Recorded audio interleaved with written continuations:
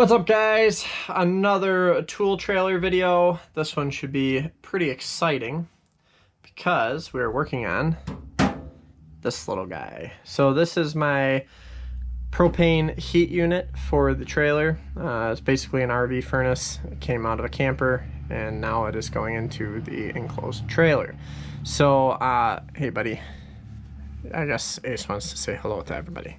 So anyway, I'm going to build a cabinet around it. It's going to be roughly 8 inches tall, 24 deep, and 22 wide. That should give me room on this side to chase my propane up and in, and my electric on the other side of dude here. So we're going to get that one figured out, and then we're going to try and cut a hole in the side of the trailer. And that to me sounds very scary, but we're going to try and get this thing all hooked up so that the heater is plumbed in, wired up, and ready to rock and roll. Because here in southern Wisconsin last week, starting to get a little chilly. Maybe not heat ready yet, but it's gonna sneak up on me and I'm gonna want to just hit the thermostat on the wall and crank her up. So that's today's plan. Stay tuned and I'll take you along.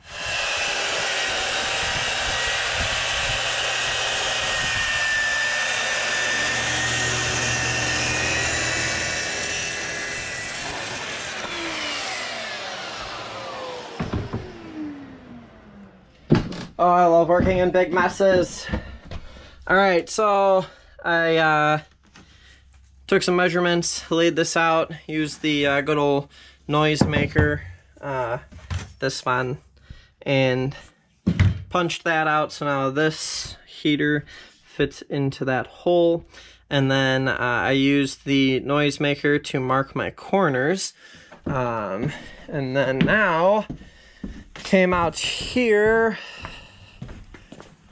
and I marked my opening. I will get the cordless grinder out and crank her up, cut this square, get rid of that, and then the cover goes on, and the cover is what you can actually service the whole heater from outside the trailer, so I won't have to necessarily take the cabinet apart that's inside to work on anything. So that's going to be next on the list. I'm going to cut this out and try and get this part of things all wrapped up, and then I'd like to run the propane line. I've already got this half of things done. I did that a long time ago and put a couple spare bottles on there because I was sick of looking at like a half a dozen of them in the garage. So I put 2 on here just to get them out of my way, but we'll actually plumb in the propane, and then the electrical is already close. It is hung up there. It is one of those 2 red wires. I forget which one. I'll have to trace it back. I think I labeled them. I don't really remember.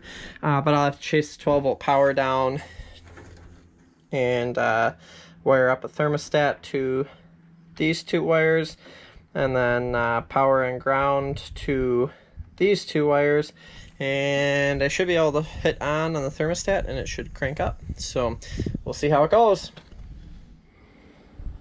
Boom, yeah. Well, that was painful, but big hole is cut in the side of the trailer, and we have the heater here that will, oh yeah, don't worry about that, it's just an iPhone. And then this guy should fit, like, sorry, that's kind of hard to do with one hand, but that guy should fit. Oh, that's upside down. Let's try again. This way, maybe, like such. And then there is this little section here. It has a screen that goes on it that will allow fresh air into the combustion chamber and the exhaust out. So I have to get the heater in, fold these tabs over onto the metal here and here, maybe clean up this not so pretty cut, and then I'll run some self-tappers through those little brackets. There's 3 on the bottom, 3 on the top that match that hole, and that hole, and those 3 up there, and then boom, we got some heat. So after that, we'll start worrying about electric and propane and go from there. Sweet. That was painful, but not too bad. So I think I'm gonna play around with like maybe a different screen material because I don't really like how this one fits. This is the one they sent with it, and I don't know. There's like gaps and stuff. So I'm thinking I might take a really finely knit hardware cloth and just make my own that I know I can wrap back into each of the spots here and make a little nicer one. It's just I don't know how I feel about that. Kind of cheap. Come on, the medic, what are you doing? Anyway, I'm gonna use my cutout from the hole to mount to the floor because there's part of the trailer framing here that kicked this up like a half inch plywood or a half-inch OSB, so I'm going to use that as a shim. And then if everything kind of sort of went as it was supposed to, should be able to take this one. There we go, very nice. So that's that. I'm going to put a front on this, and then like I said, I'm going to pull those three up to here with little soffit vents. I think I have them maybe over here. I don't remember. Okay, so the reason it wasn't firing was because the ground bar was not connected to the battery, so therefore I had no ground. So this time it should fire.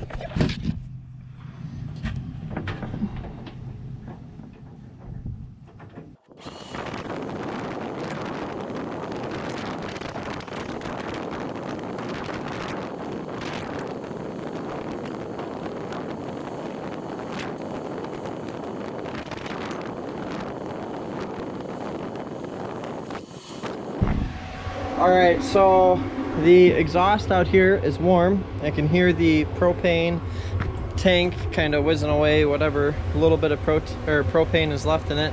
Hopefully I didn't just call it a protein tank. I meant propane. And well, the air coming out of the heater is warm, so I'm gonna go ahead and say that is gonna work.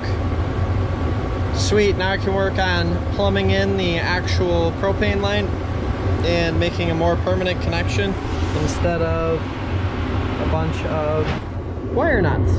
So another thing checked off the list.